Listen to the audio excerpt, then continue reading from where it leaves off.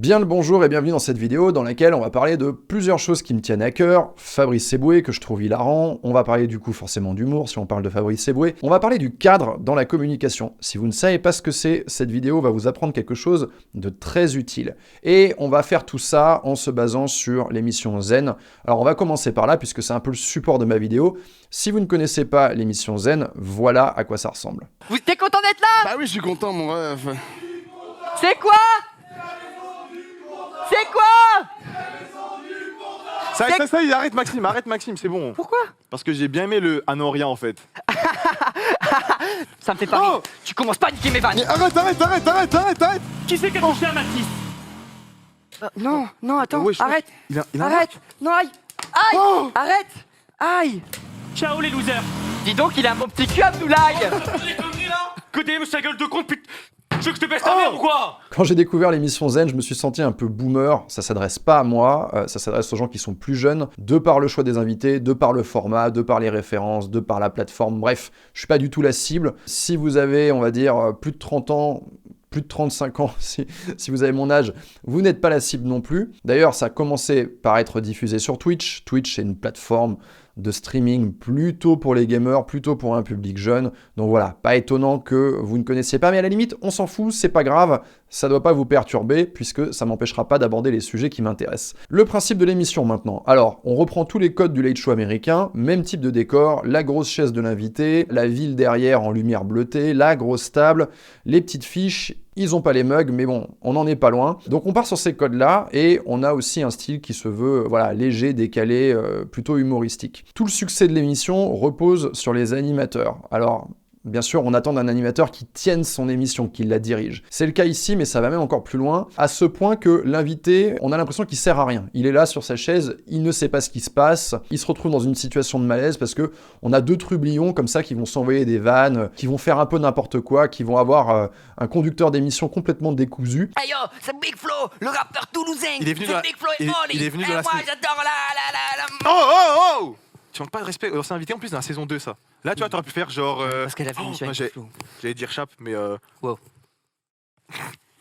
Passez à autre chose. Les invités sont complètement largués, dépassés par les événements, ils savent plus où se mettre, ils savent plus quoi faire, et c'est ça qui fait que l'émission est intéressante quelque part. On n'a pas l'habitude de voir les invités dans ces postures, d'habitude ils arrivent, on leur déroule le tapis rouge, on est content qu'ils viennent et on les traite bien. Là ici justement c'est un peu l'inverse, donc ça plaît au public, c'est la marque de fabrique de leur émission, et d'ailleurs ils vont même insister dessus, on va le voir dans l'extrait qui va suivre avec Squeezie, où justement les animateurs verbalisent le fait que l'invité doit être stressé. C'est vraiment un des codes de l'émission, c'est on va faire n'importe quoi, tu ne sais pas à quoi t'attendre, tu dois te chier dessus, tu vas peut-être te faire ridiculiser. Et d'ailleurs, ce qui est assez intéressant dans l'extrait, c'est que vous allez voir que, alors, je sais pas si vous allez le voir en tout cas, mais moi je le sens, le stress est vraiment palpable. Tu stresses toujours là quand t'es en public comme ça devant des gens et tout, ou vraiment maintenant c'est devenu. Pour toi c'est banal? Je me chie dessus actuellement. Tu devrais plutôt être stressé, je pense, normalement. Oh, tu veux me mettre mal à l'aise? Non, pas du tout. T'es sérieux? Non, c'est hyper mal poli. Tout le temps t'es stressé, tu veux le stresser. Moi c'est je suis super grave. stressé, lui il est pas Oui, stressé. mais justement, tu veux me mettre dans le stress aussi, c'est grave. pas du tout. Stress sur moi. Ce qui me permet de dire que les invités sont stressés, c'est simplement de regarder leur attitude. Ils sont plutôt dans une posture d'observation, attente. Vous voyez que leur langage non verbal est plutôt figé. Ils bougent pas la tête, ils bougent pas le tronc, ils bougent pas les mains, ils ont les yeux qui se baladent, ils ont la bouche semi-ouverte. Ils sont prêts à faire quelque chose, mais ils ne savent pas exactement quoi. Donc là, ils sont vraiment dans une posture d'attente. Et vous allez comprendre à quel point ils sont dans un état de stress en regardant la prestation de Fabrice Eboué dans la même émission. Vous allez voir, la différence va vous faire sauter le truc au visage. Ouais, bah, il est Parce là. qu'on a tous des piercings à des endroits, enfin on n'est pas là pour les montrer, donc On a tous, voilà. Allons, on a allons-y. tous ce petit piercing qui fait un peu mal quand on le fait, mais maintenant on est tous très fiers de l'arborer à la plage en été. Ah bon? Là t'aurais dû laisser le blanc. Je te jure, tu laissais un petit blanc de 30 secondes, il était très seul. j'ai pas eu le timing. Eh ouais, mais tu vois, J'ai perdu le fil. toi qui veux être mime, apprends à fermer ta gueule d'abord. Alors, allons-y. Vous avez capté le truc? Bon, on regardera d'autres extraits de la prestation de Fabrice Eboué après. Avant ça, je veux que vous compreniez ce qu'est le cadre en communication. Le cadre dans une situation de communication, c'est le contexte implicite qui n'est pas dit, mais qui va influencer toutes les actions des différents protagonistes. Donc tout ce qu'ils vont dire, tout ce qu'ils vont faire, toutes leurs attitudes. Je vais vous donner un exemple concret avec deux cadres totalement différents. Imaginez un vendeur dans une boutique de luxe. il a des objets incroyables, de la maroquinerie, de la bagagerie. Notre vendeur, il a conscient que ces objets sont très demandés, ils sont très rares, et il va vous prendre un peu de haut quand vous rentrez dans le magasin. Limite, il va faire de l'anti-vente du style « c'est pas fait pour vous ça monsieur ou madame ». D'accord ? Donc ça, ce serait un premier cadre. Ce serait un cadre où le vendeur est conscient de la valeur de son produit et n'est pas disposé à faire des efforts pour le vendre à n'importe qui. Même situation, mais avec un cadre différent. Vous rentrez dans le magasin, toujours le magasin de luxe, et vous êtes multimillionnaire. Et vous pouvez vous payer n'importe quoi. Tous les objets du magasin, plus le fonds de commerce, plus le vendeur, plus n'importe quoi. Là, le cadre va être différent. C'est plus le vendeur qui rechigne à vous vendre quelque chose, c'est vous qui avez beaucoup d'argent et on va voir si on est disposé à acheter quelque chose dans ce magasin. Et tu seras bien content, mon petit gars, si je te prends le moindre truc. Vous avez compris ? Une même situation, deux cadres différents, donc le cadre peut être redéfini et peut être influencé par chacun des protagonistes. Maintenant qu'on a expliqué ça, quel est le cadre, quel est le contexte implicite de l'émission Zen ? Bien, le contexte, on l'a vu, c'est les animateurs sont en position de force, ils vont bisuter un peu l'invité qui lui va être dans un état de stress et va pas savoir qu'est-ce qui lui arrive. En tout cas, il a bien de la chance d'être là. Et ce qui est très fort justement avec l'intervention de Fabrice Eboué dans cette émission, c'est qu'il a complètement recadré, il a complètement inversé le cadre et c'est les deux animateurs qui se retrouvent en position de difficulté. C'est presque lui qui tient l'émission et qui décide de ce qui va se passer. On va regarder comment il a réussi ce tour de force. J'ai inversé les... Oui, tu as inversé. J'ai inversé les gars. J'ai inversé Voilà. les gars. Moi, j'ose rien dire depuis le début, c'est évidemment très gênant. C'est raciste. Alors, c'est effectivement raciste, c'est assez basique. C'est pas grave, c'est en direct, donc tu verras si je peux monter derrière. Si, peut-être. Mais c'est très gênant. On va switch. Voilà, je peux prendre ma place. Voilà. Ouais, tu Merci, peux switch tu remercies. Je prends la mienne, Voilà. comme ça, c'est cool. J'avais dit, Voilà. je prends. Alors c'est un petit coussin, voilà, on le monte. Ah, On appelle un coussin anal, c'est pour le confort du coccyx. D'accord. Voilà, on n'a pas le même âge. Pour le moi, voilà, exactement. Donc Moi, je j'ai le mets un là. fils, donc je connais. Hein. Tu Bon, connais enchanté, hein. Moi, je suis égérie. Il y a des gens qui sont égéries de parfum. Plaisir. Moi, je suis égérie du coussin anal. Je le présente à chaque fois. Voilà. C'est une OP ? Merci. Non, c'est une petite OP, mais on en fera gagner à la fin de l'émission si tu veux. Bon, là, c'est hyper intéressant ce qui se passe. On est au tout début de l'émission et Fabrice Eboué va immédiatement subtiliser le cadre.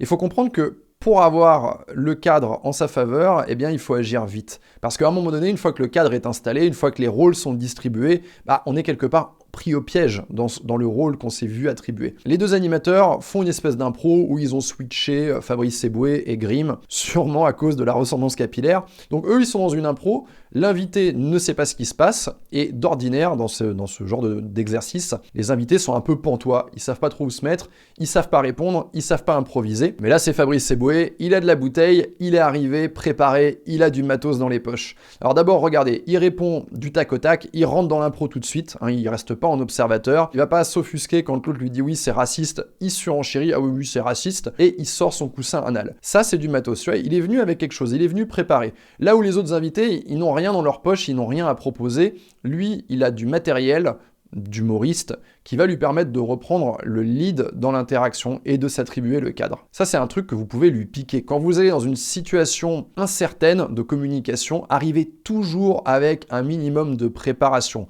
avec une histoire à raconter, avec une expérience, je sais pas, avec une question, avec un échange, n'importe quoi, pour faire en sorte de devenir acteur et pas simplement observateur. Tout mon spectacle est basé sur, effectivement, je cite des gens comme Grimm, c'est ça, tu t'appelles Grimm, C'est ça, c'est moi. qui ont la chance d'avoir cette chevelure que j'avais il y a une vingtaine d'années.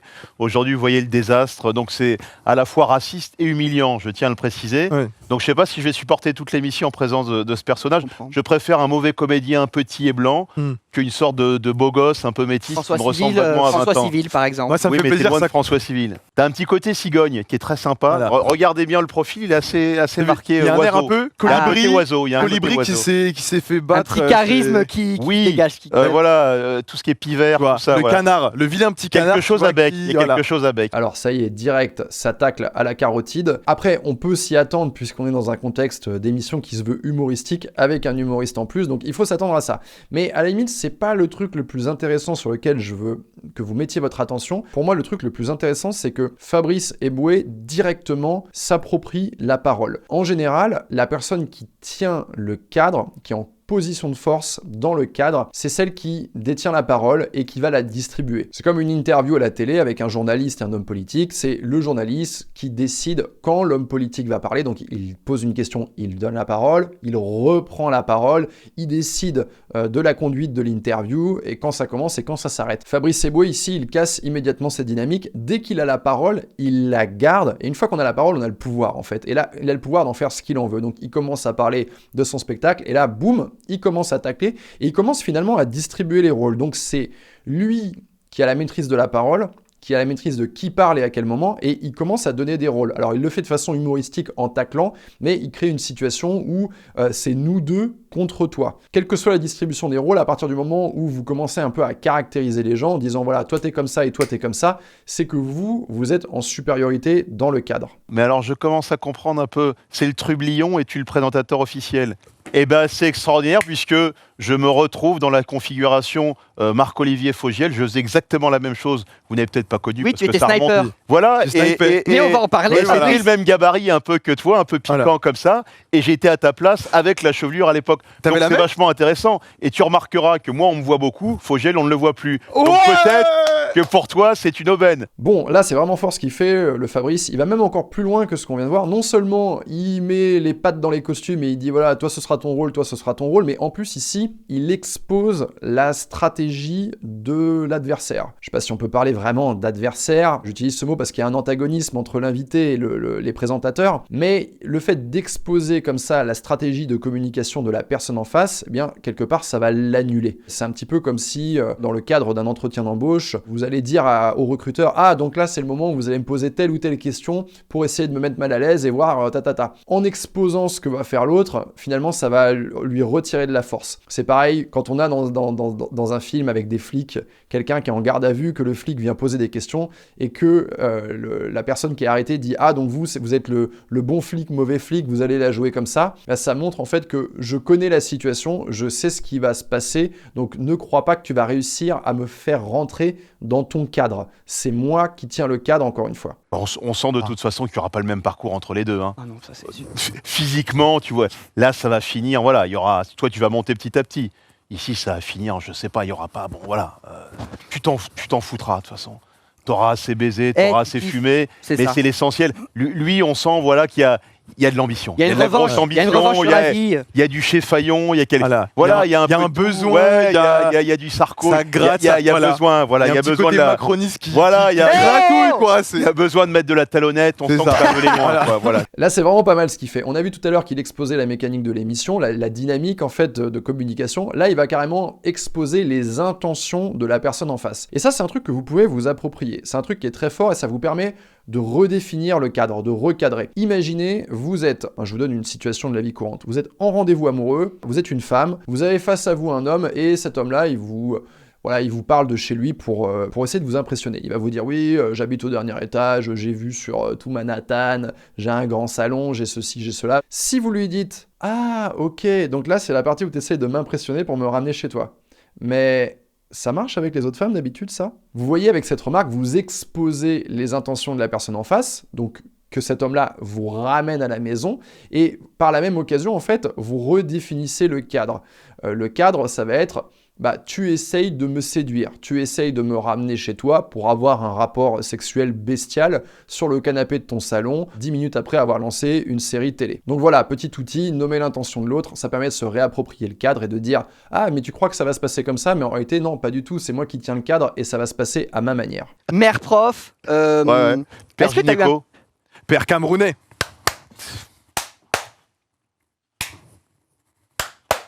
Ça, j'adore. J'ai toujours des gens dans la rue comme ça, tu sais, qui t'abordent. Bonjour, je suis camerounais. Et là, il a fait un peu la même. Qu'est-ce qu'on dit ensuite, voilà. C'est ça, qu'est-ce que t'attends Parce comme que réponse? si lui il fait ça à tous les Français, par exemple, qui y croient, c'est très long les journées. Et puis tu es d'origine camerounaise? Oui. Voilà, donc tu tentais un petit. Mais raconte, si tu as. Je sens qu'il a quand même Il a besoin. des choses à dire. Il y a un besoin de s'épancher. Il y a un Alors besoin. raconte-nous, qu'est-ce qui est. C'est maman, c'est papa? À quel moment ils se sont rencontrés où? Allez, dernier extrait pour la route. Bon, ça c'est du classique Fabrice Eboué. Là, il va la rabaisser. Alors, je vous conseille pas de faire ça dans la vie de tous les jours, évidemment, mais c'est intéressant de comprendre comment la dynamique elle fonctionne. Grimm fait un truc pas forcément drôle, voilà, il fait un espèce de petit truc, il se lève, il frappe des mains. Et lui, en fait, Fabrice Eboué va rattacher ça à une autre réalité qui est la sienne, les gens qui l'arrêtent dans la rue, qui l'applaudissent. Et donc, dans cette situation à laquelle il le rattache, lui, il est en position de force. Donc voilà, ça permet de redéfinir finalement les positions en lui disant, bah voilà, t'es un peu un fan, t'es comme mes fans qui m'arrêtent dans la rue et qui frappent dans leurs mains. Bon voilà pour cette vidéo, si vous l'avez appréciée bien sûr, vous balancez un like, vous écrivez une centaine de commentaires, vous l'envoyez à tout votre carnet d'adresses, à toute votre famille, à tous vos amis.